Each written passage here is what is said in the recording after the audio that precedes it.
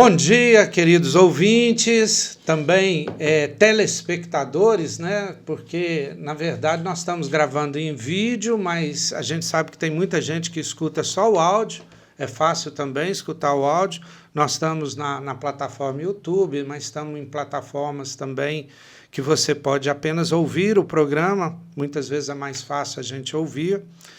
E a gente está na série dos programas, né? Vamos gravar 4 programas sobre Max Horkheimer.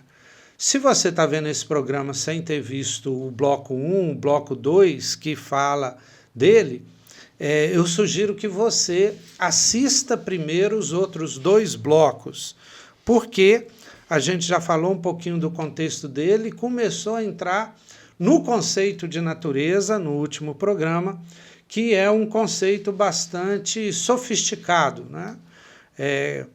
E aí, para entender o programa de hoje, eu acho que é necessário escutar os 2 primeiros programas. E lembrando que esse é o Prosas Sociológicas, promovido pelo Grupo Educação Ética e Cidadania. E, continuando, seja bem-vindo, Zé Geraldo, nesse bloco.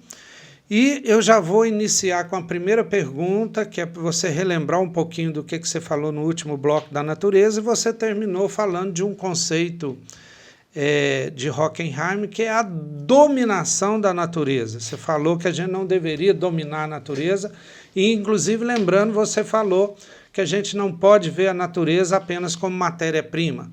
Então continua daí, Zé. Jomar, é como se a gente pensasse o seguinte: não é que haja um conceito de natureza, há uma constelação natureza no pensamento de Horkheimer. O que é uma constelação? Você tem uma estrela e você tem um conjunto de estrelas que formam uma constelação, ou uma rede, ou uma teia. Está vendo? A ideia de natureza faz parte de uma trama conceitual que ele compreende, que ele elabora para pensar o tempo dele. Essa trama envolve 3 conceitos principais. A ideia de natureza, que a gente conversou um pouco sobre ele no programa passado. A ideia de dominação da natureza, que a gente vai conversar hoje. E a ideia de revolta da natureza, que a gente vai conversar no próximo programa. Então, natureza, dominação, revolta da natureza. Mas só para enfatizar um ponto, Jomar, os frankfurtianos, Horkheimer também, eles se afastam dos marxistas para se aproximar de Marx. Frase confusa, pode explicar. Os marxistas, como diz Marx, é um movimento que vai surgir a partir das ideias dele. Marx mesmo falou: eu não sou marxista. Está escrito. O que significa o seguinte: eu não tenho compromisso com essas ideias que vão surgir nesse movimento, tenho compromisso com as minhas ideias. Os frankfurtianos fazem isso, eles se aproximam de Marx, fazem descobertas conceituais. Por exemplo, para a maioria dos marxistas, principalmente os ortodoxos, a pedra de toque da dialética é o trabalho. Para os frankfurtianos, essa leitura é equivocada. Horkheimer chama a atenção para uma frase do Engels, que está no Anti-Düring, que é uma obra dele, que ele está dizendo: a natureza é a pedra de toque da dialética. Está vendo? Não é o trabalho. Eles estão fazendo um esforço de tentar compreender um Marx que foi mal compreendido. Por que foi mal compreendido? Eles falam o seguinte: eles são contra aquela ideia de um jovem Marx, de um Marx maduro. Eles entendem que a obra é uma unidade. E o primeiro conceito que o Marx vai se ocupar é o conceito de natureza. Que uma vez elaborado, Marx não vai ficar repetindo, mas é um conceito fundante do pensamento de Marx. Tanto Adorno quanto Horkheimer vão partir de uma ideia de Marx que ficou secundarizada pelo marxismo. Essa ideia é a ideia de história natural, que é uma ideia difícil de compreender, principalmente porque ela nos remete aos museus de história natural. E você vai no Museu de História Natural, você só vê natureza. E a ideia do Marx, quando pensou essa ideia de história natural, não tem nada a ver só com dinossauros e coisas do gênero. A evolução natural. A meta do conceito de história natural, segundo Adorno, e esse pensamento expressa o pensamento de Horkheimer também, a meta do conceito de história natural é suprimir, eliminar, portanto, a antítese, a negação habitual entre natureza e história. Como se a história começasse quando o homem saísse da natureza. Como se a vida começasse quando o homem sai da caverna, digamos assim. Quando inventa a cultura. Exatamente. Quando deixa a natureza para trás. E levar tais conceitos, dou volta às aspas, até um ponto em que a mera separação entre eles, natureza e cultura, seja superada.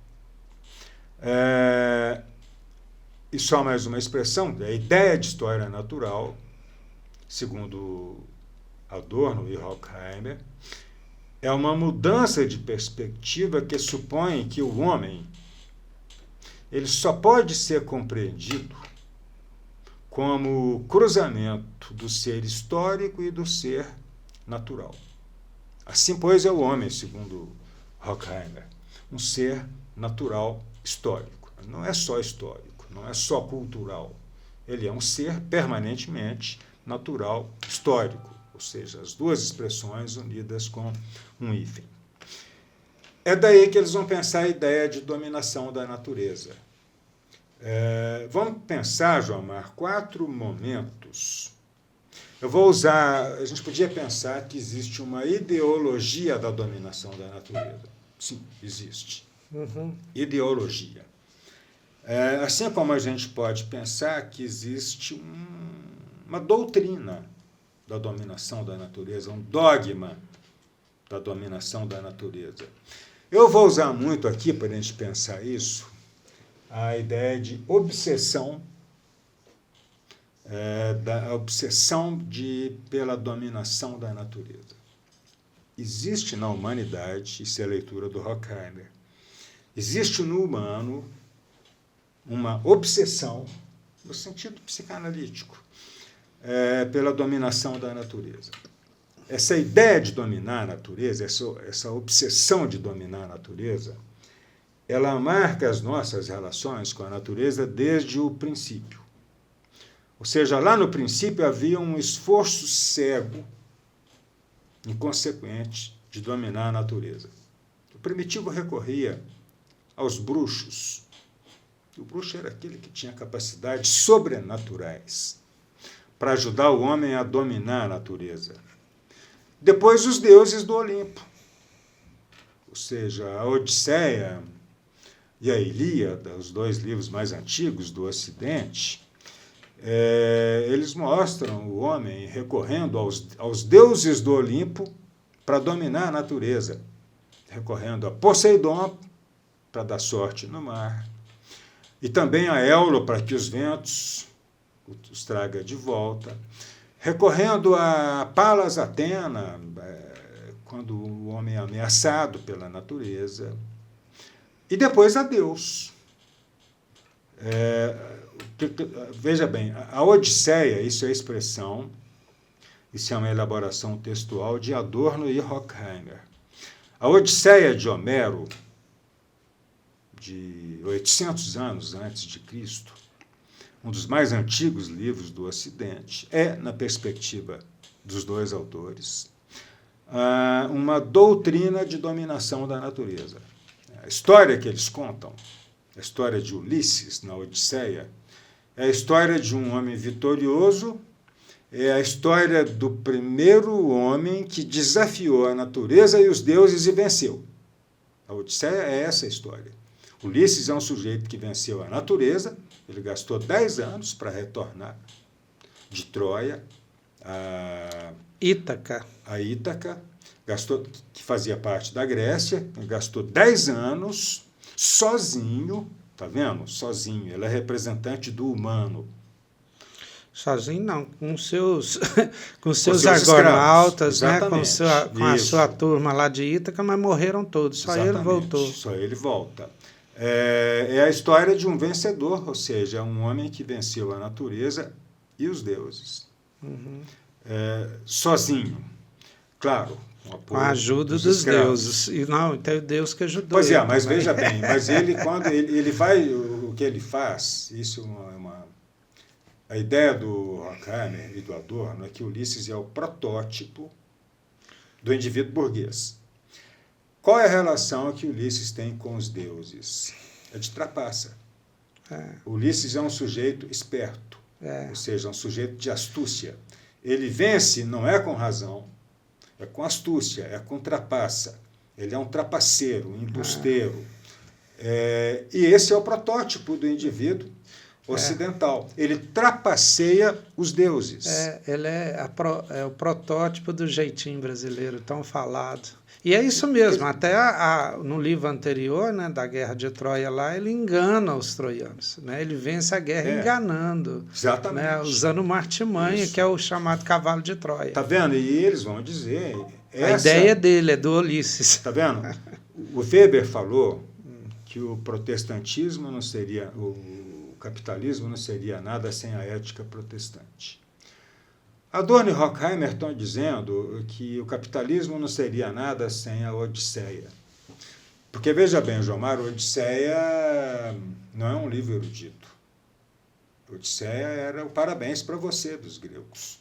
É verdade. Era que a história de Ulisses ela era declamada nas festas. Todo mundo conhecia a história de Ulisses.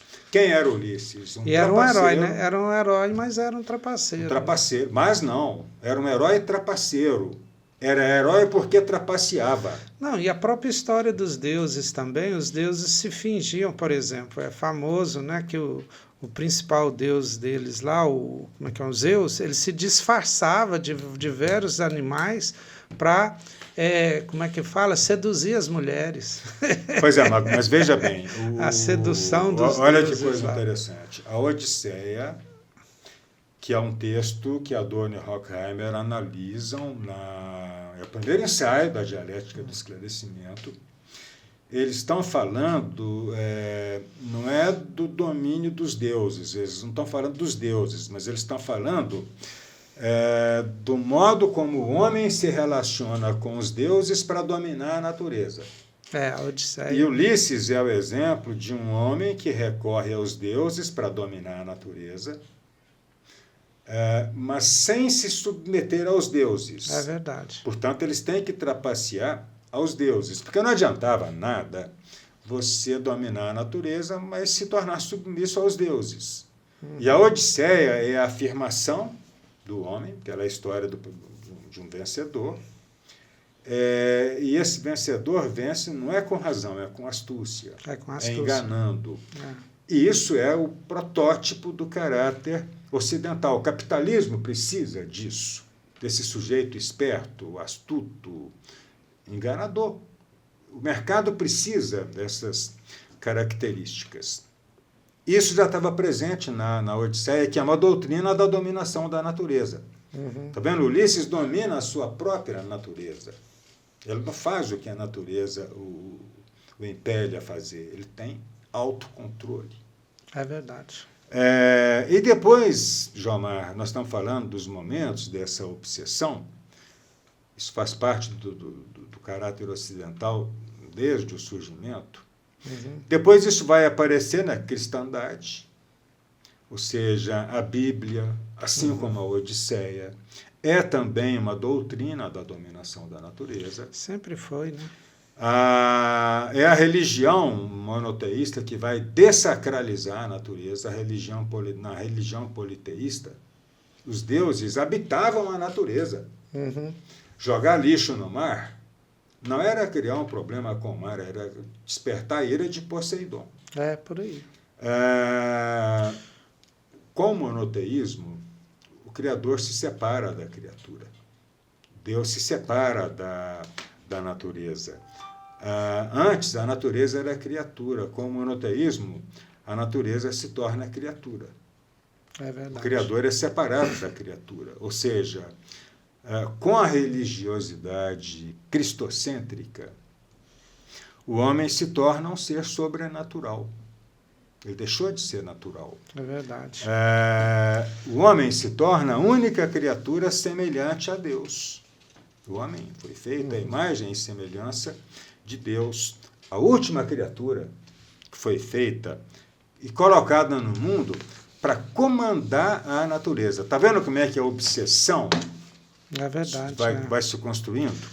E depois a dominação da natureza também vai ser um projeto que vai emergir da ciência moderna. Qual é a grande promessa da ciência moderna?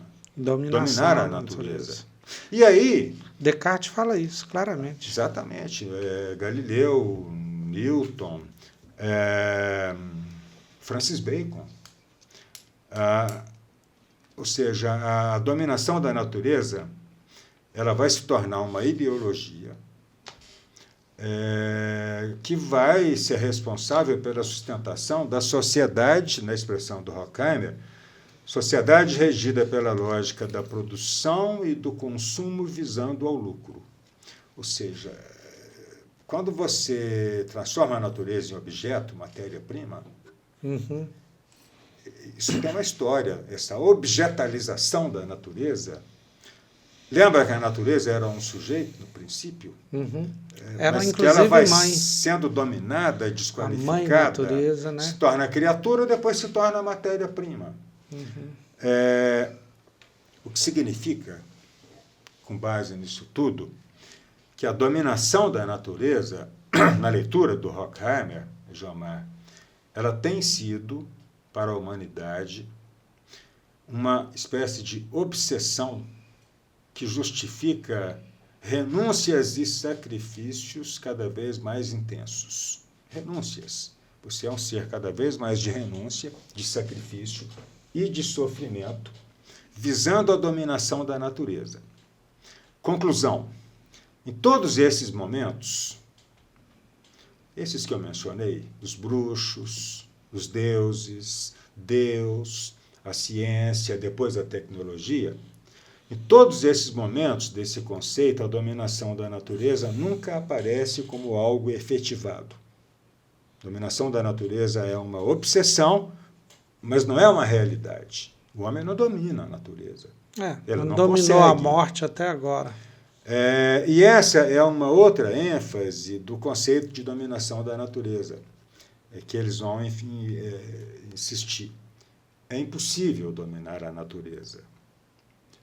Todos os medos, projetos e ideologias que sinalizam nessa direção e que condicionam práticas e relações sociais acabam resultando, segundo eles, abre aspas, numa mais completa naturalização do homem civilizado.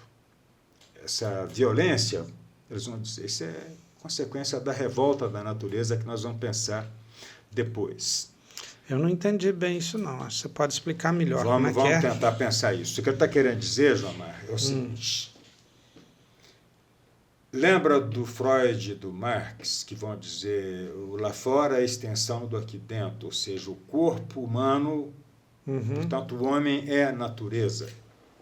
Sim. Então, dominar a natureza não é a dominação de um mundo de coisas lá fora. Dominar a natureza, veja bem, se o homem é um ser natural, também. Se a natureza é a sua essência, então o esforço de dominar a natureza é também um esforço de autodominação. Então, dominar a natureza não é dominar um objeto lá fora, é autodominação. Conclusão do Horkheimer. Hoje, a gente apenas presume dominar a natureza. Mas, de fato, a gente está cada vez mais submetido à natureza. que significa isso? Que quanto mais o homem tenta dominar a natureza, mais ele nega a sua natureza. E quanto mais ele nega a sua natureza, mais ele se afasta da natureza. E ao se afastar da natureza, no sentido de se afastar, no sentido de ter uma relação de paz com a natureza, de respeito, ou seja, a ideia deles é o seguinte: você pode afirmar a sua humanidade, você pode ser homem, sem negar a natureza, sem objetalizar a natureza. É possível você pensar numa relação, numa existência social conciliada com a natureza. É possível ser homem sem violar a natureza. É possível ser humano respeitando a natureza. Essa seria a referência deles. Temos que reinventar a existência humana, tendo uma relação... Agora, isso, Jomar, dominar a natureza. Isso se expressa diretamente na nossa relação com o trabalho. Está vendo? É como se eles dissessem assim: esse corpo natural não foi feito naturalmente para se tornar burro de carga. Estou sendo grosseiro. Esse corpo não pode ser exclusivamente um instrumento de trabalhar e consumir. Escravo. Isso é a dominação da natureza. Esse corpo se rebela, se revolta, que é o que a gente vai pensar no nosso próximo programa, que é a ideia de revolta da natureza. Está vendo? Começamos com natureza, pensamos a ideia de dominação da natureza como autodominação, e vamos pensar agora a ideia de revolta da natureza. Muito bom, Zé.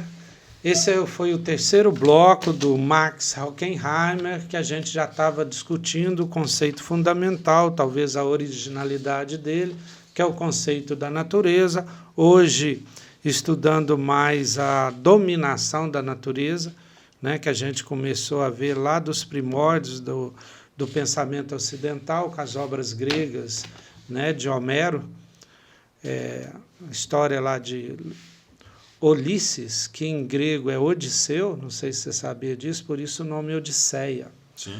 Né, que é a história do Ulisses voltando para Ítaca, até o processo religioso e o processo também da construção da ciência, que também vem nessa dominação da natureza. E hoje em dia, né, chegamos ao ponto que chegamos com as mudanças climáticas e uma revolta da natureza. Mas será que é isso que ele se refere? Aí nós vamos ver isso no próximo episódio. Queremos agradecer a todos os ouvintes, né? Estamos finalizando mais esse bloco do Prosas Sociológicas a respeito do Horkheimer.